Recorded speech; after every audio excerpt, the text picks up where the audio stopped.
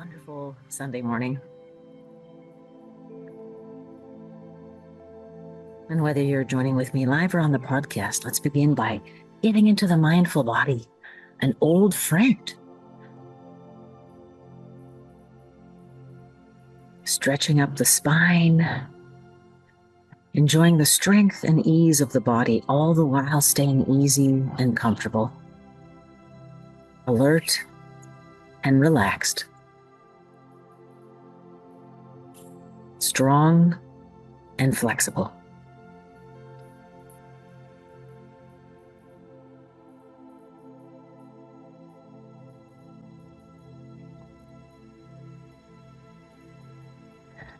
Earlier this week, I was listening to the interview on CBC's The Current with an Israeli peace activist whose mother was killed in that October 6th terrorist attack. And a remarkable mind and a remarkable man that despite his personal connection to this situation, the amount of personal hatred he could have identified with, instead, he chose something different. He chose something completely different. And just a remarkable man, a remarkable thinker, Yonaten Zeigen, I believe is the name. I will quote it accurately in the notes. And his understanding is that it is time for us to reframe discourse, that we are increasingly caught in what he and another scholar had described as conflict-based consciousness, meaning that we only find order within our own minds and bodies by positioning ourselves oppositionally against others, so that we are the locus of good and others are the locus of evil. And this can't work, basically, was his point. We need other ways of working through these conflicts because in his understanding, people are basically good, and people basically want peace, ease, flexibility, and safety for their families. He felt that most people engaging in terrorist activities, whether on one side or the other, in their own communities would actually be good people, good fathers, good husbands, good friends. They would be pleasant people. But in these moments of anger and violence, like what does it take to dehumanize someone to the point where you can actually exterminate a group of people? That is quite a serious amount of dehumanization. What's that take? He described that as a collective psychosis, and that in those moments we identify with the collective psychosis. We may have moments of personal psychosis, and we can also identify with collective psychosis. But none of these individuals are essentially bad people. However, they are caught up in bad circumstances, making bad choices. So his take on it was so optimistic and so full of light and love and respect for the other, despite how easily it would have been for him to identify with hatred and sink into it. He was actually on the phone with his mother when she was killed. And can you imagine the emotional intensity of that? So he can rise above this in a global and personal way, then holy cow, we can. We can in our petty lives where we are complaining about the grocery store lines being too long and the traffic in front of us. So I just wanted to share that today. Just what a remarkable example of a mind creating peace in a world when he had a lot of personal skin on the line here. It's just a remarkable thinker and a remarkable embodiment of peace of the Holy Spirit. It's just, I was so impressed, and so much more want to embody that in my own life, to be an agent of peace in situations little and big, by recognizing the fundamental humanity and value of all people around me first and foremost, before I see other things. So part of our practice today is looking for moments in our emotional and thought makeup where we can be triggered to kind of identify with this collective psychosis where we don't see the value and beauty of other beings, where we are able to easily dehumanize others.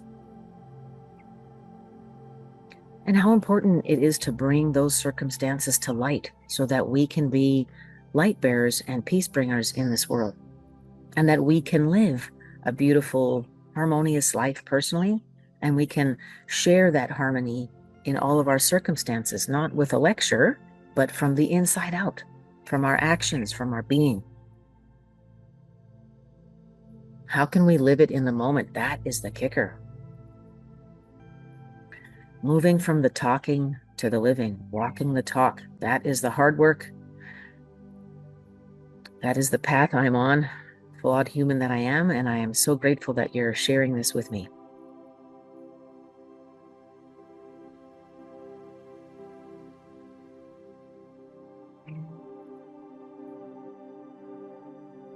We continue to enjoy the benefits of the mindful body, reminding ourselves that our perfect, imperfect bodies are strong and easy in whatever way that means.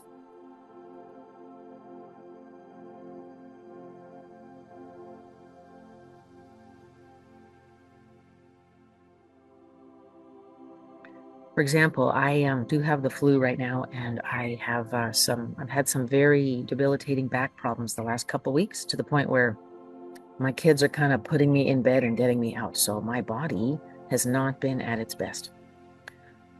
And right now, I am identifying with what is strong and easy in my body. Noticing the feet making contact with the floor, sending awareness up the knees, gratitude for this remarkable joint that gets us through the day, and up to the hips. Spending a little extra time inhaling and exhaling and loving all over those sore places. For me, it's definitely the hips and neck and my lungs. And so as we continue the journey up the body through this mindful scan, connecting our awareness and breath and love to our own bodies, I invite you to give a little extra loving kindness energy to those parts of your own body that don't feel as easy as they could. Just imagine cradling our bodies as we would a young child.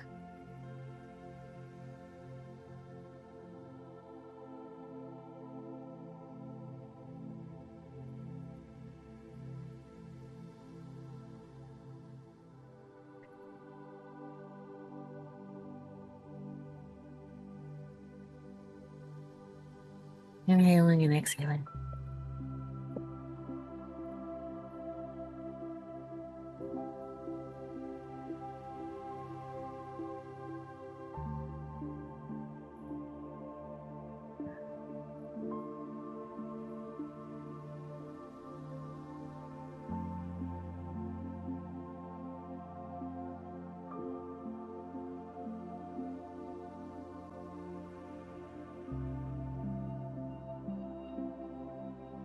As we continue to breathe, let's inhale and remind ourselves of our willingness and free will to choose to identify with what is highest and best.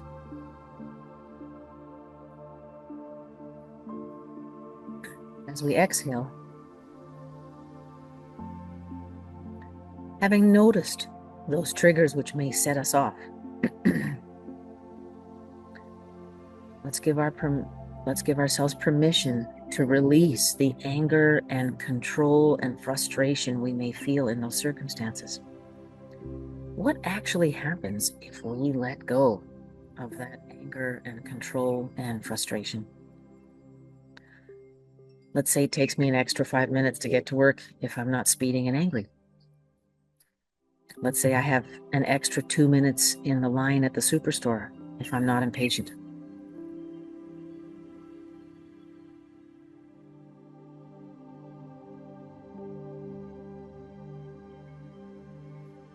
Let's say I extend all of my loving kindness to all of the people around me I interact with, all of the strangers, instead of seeing them as people in my way, blocking my way to the finish line.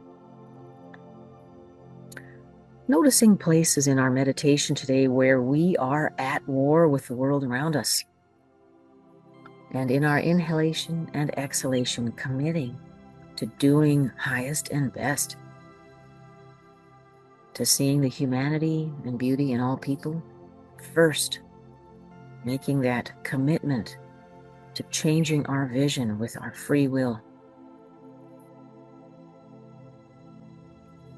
And exhaling our attachment to what doesn't serve that.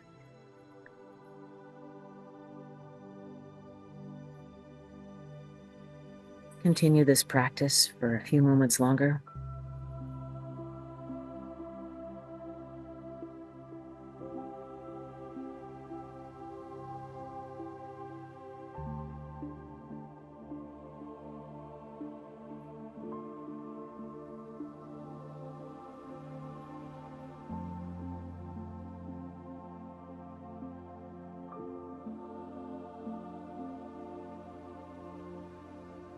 Which triggers come to mind?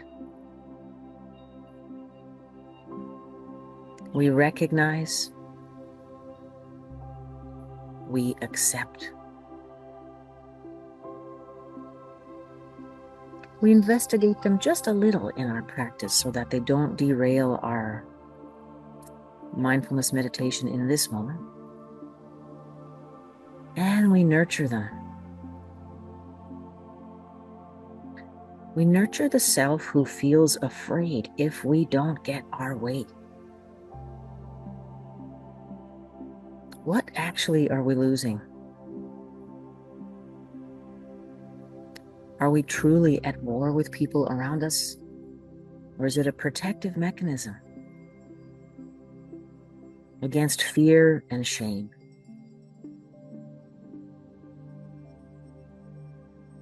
As we inhale, let's let go of that protective mechanism. Let's undo the locks on that gate.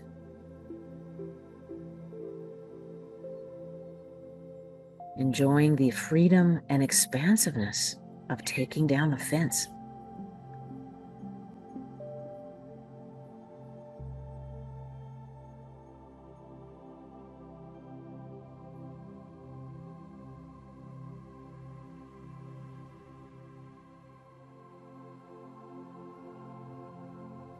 With the fence down, who is worthy of our love, affection, kindness, loving kindness?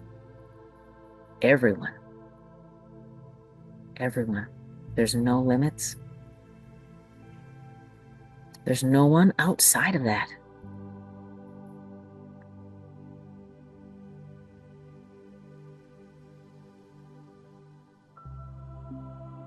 Does that mean there's less for us to give the people in our close circle?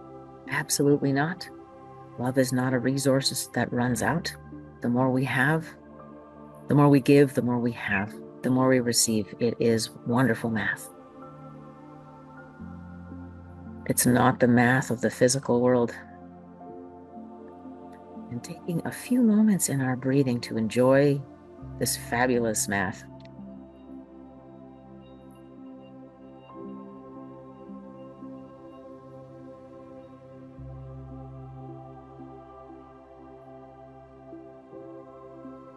Noticing how excellent it feels to take down the fence, to remove the barriers between self and other.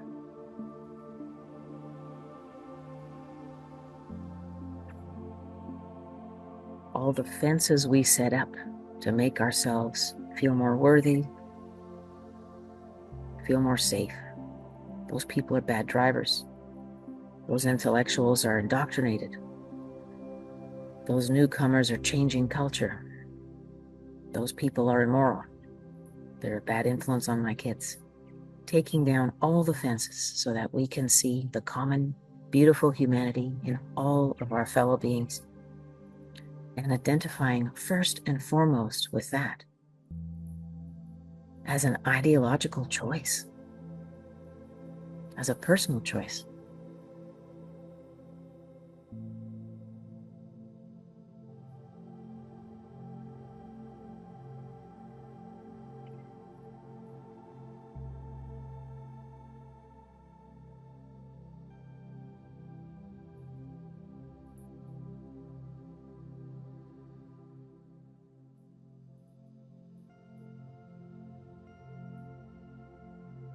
Let's take a few more deep breaths in silence to wrap up our practice and committing to bringing this practice to bear in all activities over the week.